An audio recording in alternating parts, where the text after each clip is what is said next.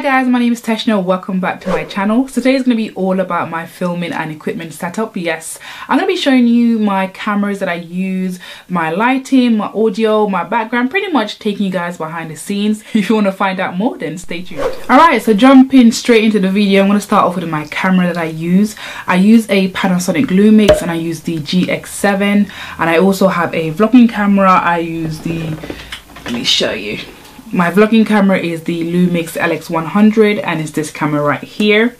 So as for my Panasonic Lumix GX7, I use both Panasonics because I had a Canon. I used to use the Canon 600D, then that got stolen, so I bought the Lumix GX7 because it was a little bit more inexpensive, because rather than getting the same camera again, I would have preferred to get the Canon 70D, which is an upgrade.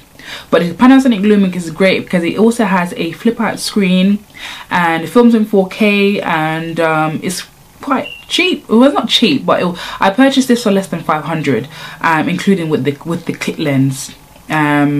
So yeah, I think it's affordable and it's very lightweight as well. It's easy to carry around.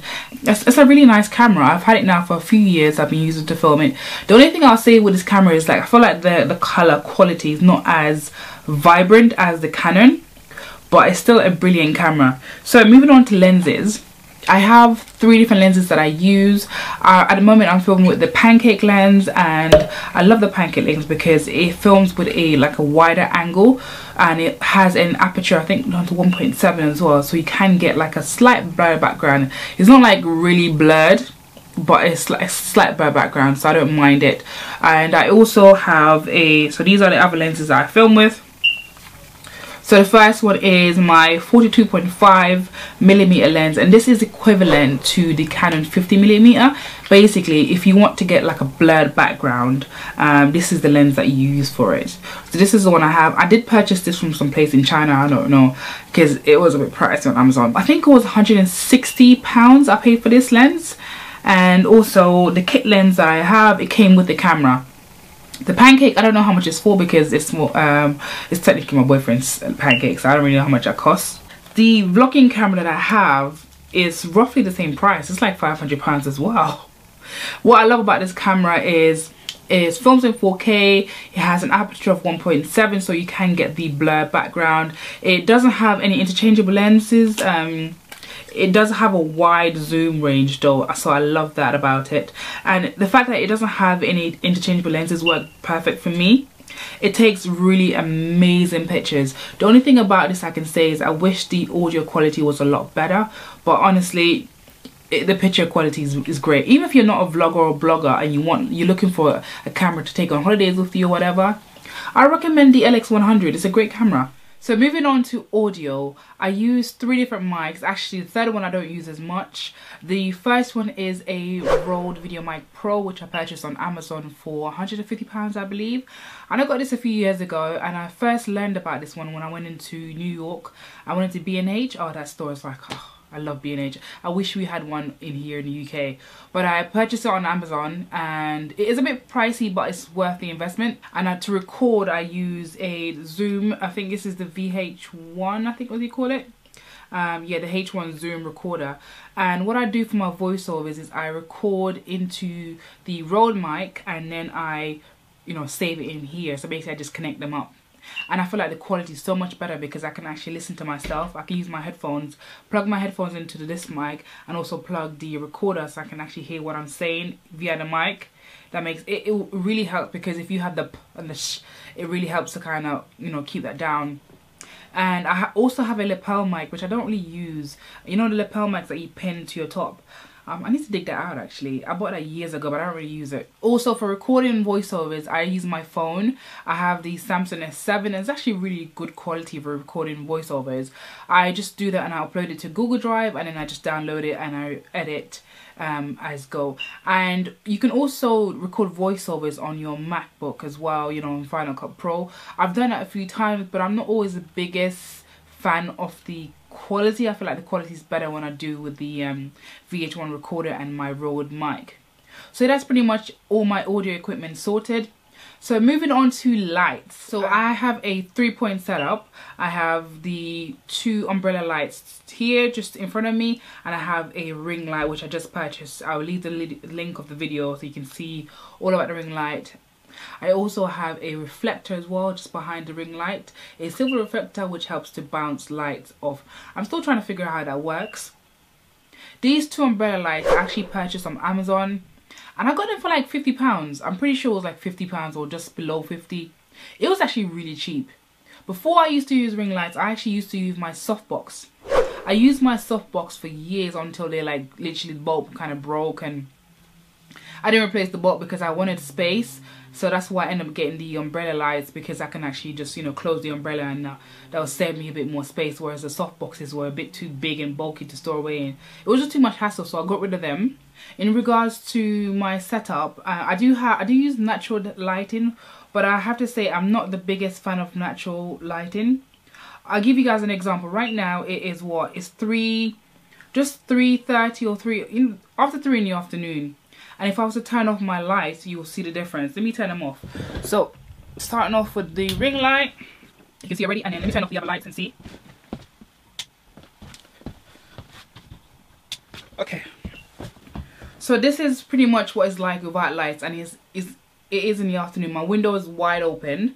And yeah, it's not that bad to be fair. But it's just I prefer the quality with the lights. So you can see a difference, especially in the UK where the lighting is just, you know, up and down. It's really nice and sunny, so hey, it's good for now. But when it's not sunny and bright, you know, you just never know what you're gonna get. Alright, so moving on to my actual setup. So at the moment I'm filming against my room, just my wall. So I normally have a mirror right here. So if I want like a white clean space, which I don't go for very often, but it depends on which mood I'm in, I'll just remove my mirror and I just use the white wall as a backdrop. Below me I have my phone, and let me show you. So basically my phone, I actually connect it via an app that I use for Panasonic. So you can see here that I can see myself, pretty much I can see myself recording and talking to you. I know a lot of people use their laptop, but I find like this is really convenient for me. I really try to be very versatile with my setup, just so I can you know, try different things, especially when you get bored. So what I've done is I bought a curtain rod, just like a regular curtain pole rod, whatever you call it, and I've just put it onto my wall. I fixed it onto my wall. I had somebody put it on there for me because I'm terrible at these things. And I basically attach all my backdrops onto that rod and actually create different looks.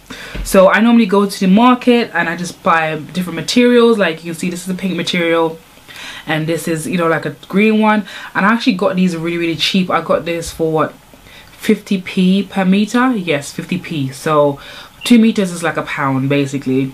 If I want my rod to be like very sturdy and stretched so you don't have any creases, I'll just use like a clamp, and I'll show you.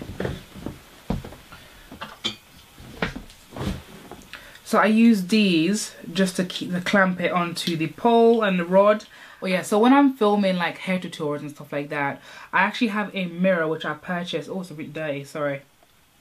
But I have a mirror which I purchased when I got the ring light. You've seen a video, I'll link it here. And basically this mirror has like a horseshoe, and I'm still trying to work out the system here. But what I tend to do, for me anyways, I attach this to my camera just because I haven't figured out the system yet.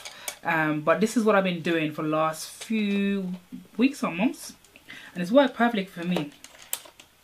So you can see this attaches well to my camera. And what I tend to do is I then attach my camera to a tripod. But normally what happens is my tripod is here, and I can actually see myself and actually see, or it's in front of me, and I can see, you know, whatever I'm doing, which is really handy, to be honest. So that's my little trick. I'll figure out a better system in time, but it works great. It's so handy having a mirror here. So that's fine. So in total, I have a lot of tripods, pretty much. I have 1, 2, 3, 4, 5, 6. I have 6 different tripods in front of me.